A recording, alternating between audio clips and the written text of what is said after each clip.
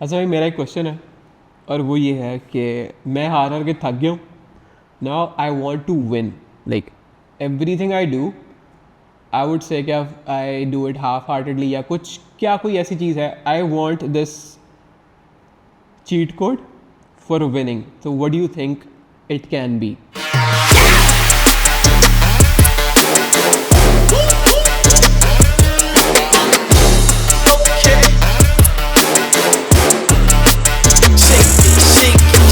Well इस पे मतलब यही है कि थिंक ही कर सकते हैं अभी, क्योंकि मेरे पास अपना कोई लिखा हुआ विनिंग का चीट कोड होता तो वो तो मतलब बांट चुका होता. अच्छा खैर, I will start from your statement where you said मैं हार हार के थक गया. I think that's a very negative statement, and it's too soon for you especially. देखें, आप कंटिन्यूसली लाइफ में जीत नहीं सकते, ठीक है. वो आज नहीं ना रही, विन तो मिल ही नहीं रही. हाँ देखो, फर्स्ट लेट्स डिसाइड ना कि विन क्या है और हारना और लॉस क्या है, ठीक है. माइक्रो लेवल पे डेली भी विन होती है, डेली भी लॉस होता है, ठीक है. मैक्रो लेवल पे बहुत ज़्यादा loss loss loss win loss loss loss win win win win loss loss, इसलिए स्टॉक्स की तरह red candle green candle red candle green candle चलता है. और बिगर पिक्चर में आप देखते हैं कि ऐसे ऊपर गया पार्ट. सो एक तो सबसे पहले इसका जो विनिंग फार्मूला में ये है कि लॉसेस को एज लॉसेस ना लिया जाए, ठीक है. इसको एज अ स्टेपिंग स्टोन लिया जाए. वो कहते हैं ना, every rejection is a redirection. So first you need to understand कि लॉसेस से अगर आप फ्रस्ट्रेट हो जाएंगे तो फिर विन का तो सीन है ही कोई नहीं. पहली चीज़ तो ये होगी. अब आते हैं फॉर्मूला की तरफ. फॉर्मूला में मुझे ऐसा लगता है कि सबसे पहले तो you need to be borderline delusional. Borderline delusional of thinking के you can make it and you will make it, ठीक है. You can already very vividly see कि where you will be down the lane in a couple of years, 5, 10, 15, whatever. और आपके subconscious में वो चीज़ बैठी हुई. What if you're surrounded by people who would say कि इससे तो होगा ही नहीं, ये तो कर ही नहीं सकता. हाँ, तो that is the first sign. ये भी एक विनिंग फार्मूला में अभी आ रहे हैं, हम इस बात पे आ रहे हैं, ठीक है. अभी तो पहले हम अपनी बात कर रहे हैं, सराउंडिंग्स की बात नहीं कर रहे. विनिंग फार्मूला में काफ़ी चीज़ें आएंगी वैसे. सो नंबर 1 तो यही है कि you need to be borderline delusional with your dreams, ठीक है, with your definition of winning. And that should be implanted deep inside your subconscious, because that's how you attract. Okay, that's how you manifest.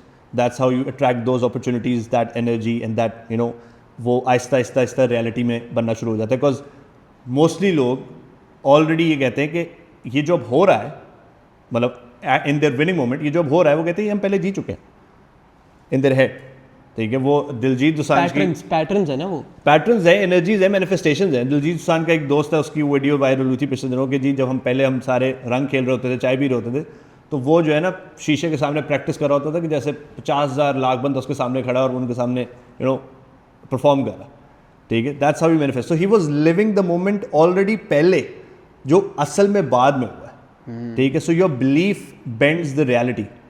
That's how it works. तो सबसे पहला तो I think winning formula में ये चीज़ है कि you need to be sure, you need to be borderline delusional, and you need to be at that level कि जहाँ पे लोग हैं यार ये तो पागल है, ये तो अपने ख्वाब ही अपने ख्वाबों में रहता है.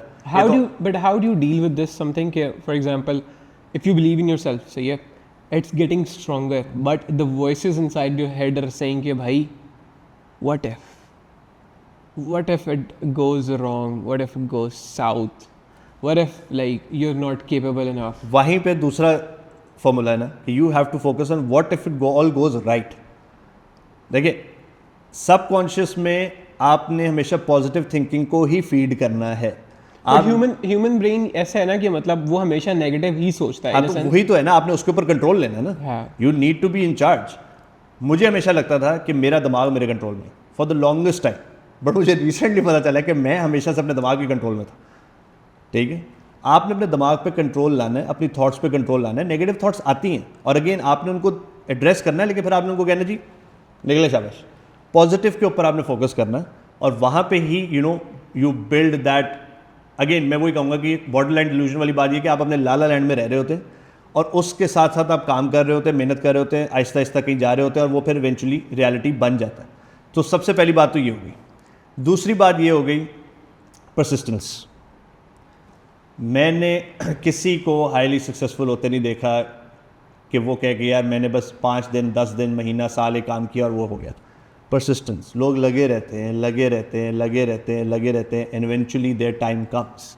वो आजकल जो मैं बुक पढ़ रहा हूँ उसके अंदर यही लिखा हुआ है कि आपने अपने आप को इस तरह से चलाना है कि आपने सोचना बड़ा, ठीक है, पंगे लेते रहना, लेकिन इतने लेने हैं कि आप you live another day and wait for the odds to turn in your favour. क्योंकि विनिंग फॉर्मूला के अंदर एक बहुत बड़ा फैक्टर लक का भी है। हाँ ठीक है। अब मेरा छोटा भाई मुझे बता रहा था, कहता है कि वो मतलब मिस्टर बीस PewDiePie वगैरह देखता रहता है, तो वो कह रहा था कि इनको भी लाइक टू गेट लाइक थोड़ा सा फेम मिलने या फिर इनको रिकग्निशन मिलने के लिए 3 से 4 साल या फिर पता नहीं उससे भी ज़्यादा साल लगे थे टू एक्चुअली मतलब लोग उनको उनके बारे में जानना शुरू हुए थे। तब 3 से 4 साल उन्होंने ग्राइंड किया है तो उनको मतलब इस लेवल पे उनकी रिकग्निशन मिली है ना, या फिर उससे भी ज़्यादा। वो लोग तो 8-9 साल कर रहे हैं, तो आई वुड से कि ये चीज़ सही है। परसिस्टेंस, और परसिस्टेंस के साथ ऑब्वियसली फिर आता है पेशेंस। ठीक है, ये जो आपने पहली बात की ना, मैं हार हार के थक गया हूँ, that is where you need it, patience. और पेशेंस कैसे आता है? Belief. When you have it in you, ठीक है, जब आप अपने आप को कन्विंस कर लिया आपने कि यार मैं कुछ करके रहूँगा, ठीक है, आई विल विन, ठीक है, वो कहते हैं ना it's not over until I win, ठीक है। If you have that belief, patience automatically आ जाता है। ठीक है, अगर आप किसी दिन गिरते भी हैं ना, किसी दिन आपकी बस भी हो जाती है कि यार मैं क्या कर रहा हूँ, ठीक है, लेकिन आप कहते हैं नहीं मैं करता रहता हूँ, देखी जाएगी। सो अगर हम रीडिफाइन करें, vision, borderline delusion, persistence, patience, luck का फैक्टर भी है, ऑब्वियसली हार्ड वर्क, वो तो मतलब बीच में आ ही जाता है। तो for example if you think about कि मतलब लक, आई वुडंट से कि लक जो है वो अनप्रिपेयर्ड जो लोग होते हैं उनको एज सच हेल्प कर सकती है। मतलब अगर आप प्रिपेयर ही नहीं है, आप शॉर्ट खेलने लगे, आपकी आंखों में पट्टी बंधी हुई है, आप प्रिपेयर नहीं है, तो लक क्या ही कर लेगी। हाँ भाई, लक चलनी उसी की है जो कुछ कर रहा था। हाँ ठीक है, घर बैठे लक नहीं चलनी, घर बैठे लक सिर्फ उनकी चलती है उनकी लॉटरी निकलती है, और लॉटरी निकले वाला वो भी बंदा मतलब आज लॉटरी लेने गए हैं तो निकली है ना। हाँ, लॉटरी निकले वाला बंदा आज जिंदगी में सक्सेसफुल नहीं हो। हाँ ठीक है, सो बेसिकली जो बेयर मिनिमम ग्राउंड जीरो से जो काम शुरू होता है ना, वहाँ पे वो मेहनत होती है, उसके साथ वो परसिस्टेंस होती है, फिर पेशेंस होता है, तो इसके अंदर लक का एलिमेंट लगता है और वो फिर चीज़ कबूल हो जाती है और वो बहुत ऊपर चली जाती है। तो आई थिंक ये चीज़ है। और एक और चीज़, ये मैंने खुद एक्सपीरियंस की है, professional growth. So when you say win, you mean professional growth, right? बहुत सी लोगों का ये मतलब होता है कि यार मैं जिंदगी में जीतना चाहता हूँ, जीतने में पैसा आता है, सक्सेस not really आती है, इम्पैक्ट professional आती है। when like every relationship, every like with family, with friends, with like not just like business या फिर इस सेंस में like all over like as a human being I want to win. हाँ, तो as a human being if you want to win, तो उसके अंदर सबसे एक और इम्पॉर्टेंट फैक्टर यही है, पर्सनल ग्रोथ। आप अपने ऊपर क्या काम कर रहे हैं, ठीक है, आप अपने पुराने पैटर्न्स पे क्या काम कर रहे हैं, आप कितना अनलर्न कर रहे हैं, कितना लर्न कर रहे हैं, कितना उसको अप्लाई कर रहे हैं, आप एज अ पर्सन ग्रो कर रहे हैं कि नहीं कर रहे हैं, आपका ऑरा कितना बड़ा हो रहा है, आपकी कैपेसिटी कितनी बड़ी हो रही है, आपकी वाइब्रेशन कितनी हाई फ्रिक्वेंसी पे जा रही है। बिकॉज ये सब चीज़ें जब होती हैं ना, तो साथ वाली चीज़ें सारी अलाइन होना शुरू हो जाती है। और ये चीज़ मुझे लगता है कि बहुत अंडरमाइंड है, लोग इसके ऊपर बात ही नहीं करते। ग्रोथ का कॉन्सेप्ट लोगों का मोस्टली पैसे से, इम्पैक्ट से है, पोजीशन से है, पावर से है, ठीक है। जो थोड़ा कोई और सोच लेते हैं वो ये है कि जी रिलेशनशिप्स हैं, आपकी शादी अच्छी है, आपके बच्चों के साथ आपका रिलेशन अच्छा है, आपके माँ बाप के साथ अच्छा है, आपके दोस्त अच्छे हैं, ये सब है आपसे स्टार्ट हो रहा है ना ये। So if you are growing, everything around you will grow. और उसके अंदर फिर वो जो आपने शुरू में बात की कि अगर आप ऐसे लोगों के साथ उठते बैठते हैं कि जो आपको पुल डाउन करते हैं, जो आपको कहते हैं कि यार मतलब तू पागल है, तू क्या सोचता रहता है, और आपको मजाक उड़ाते हैं। मेरा बहुत ऐसा मजाक उड़ा है कि मतलब रैंडम कोई बात हो रही होती है, मुझे कोई पॉइंट मार देता है कि जी मंज तो चांद पे जाना चाहता है और ये करना चाहता है, इस तरह की कोई मेरे जो मैं ज़िंदगी में अचीव करना चाहता हूँ उससे रिलेटेड कोई टॉन्ट। जब आप पर्सनल ग्रोथ स्टार्ट करेंगे ना, ये ऑटो पे माइनस हो जाता है सारा कुछ।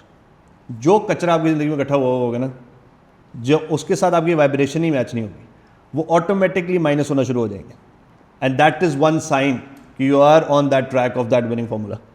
तो आइसोलेशन आ ही जाती है फिर। और आपको आइसोलेशन हैंडल करनी भी आ जाती है।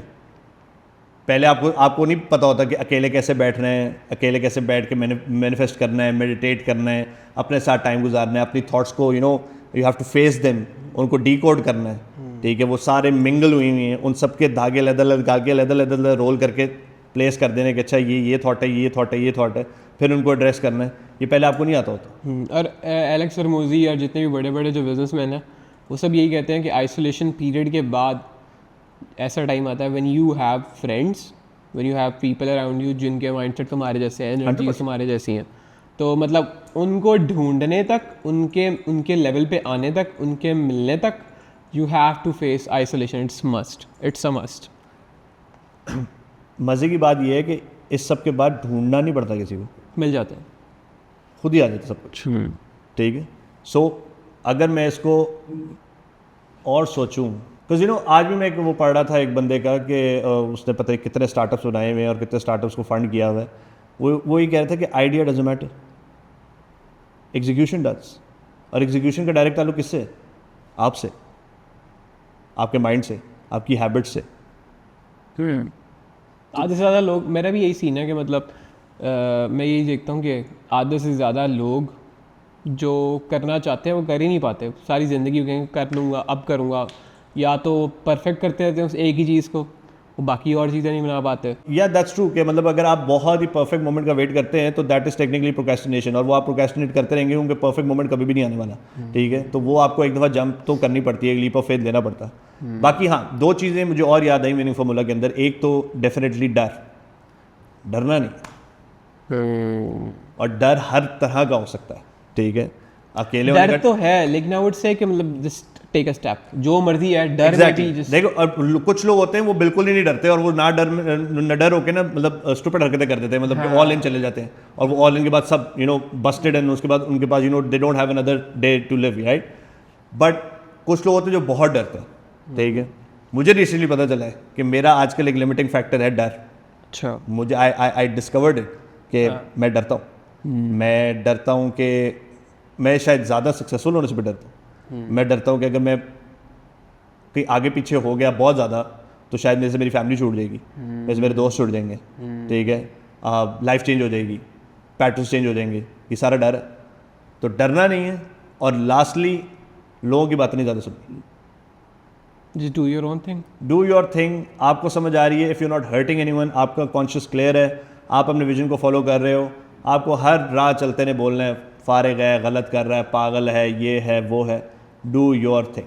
द मोमेंट आपने इधर उधर ध्यान कर लिया, साइड पे इतनी नॉइज़ होती है ना, और स्पेशली इस तरह के बंदे की तो साइड पे बहुत नॉइज़ होती है जो ज़िंदगी में कुछ करना चाह रहा होता है, आप फिर उसके बाद नहीं बचते। फिर तो वो एक ऐसा दलदल है, वहाँ से निकलना बहुत मुश्किल है। I agree. तो आई थिंक ये काफ़ी अच्छी चीज़ें हमने समराइज़ कर ली। हाँ, ये इन चीज़ों के ऊपर फोकस किया जाए।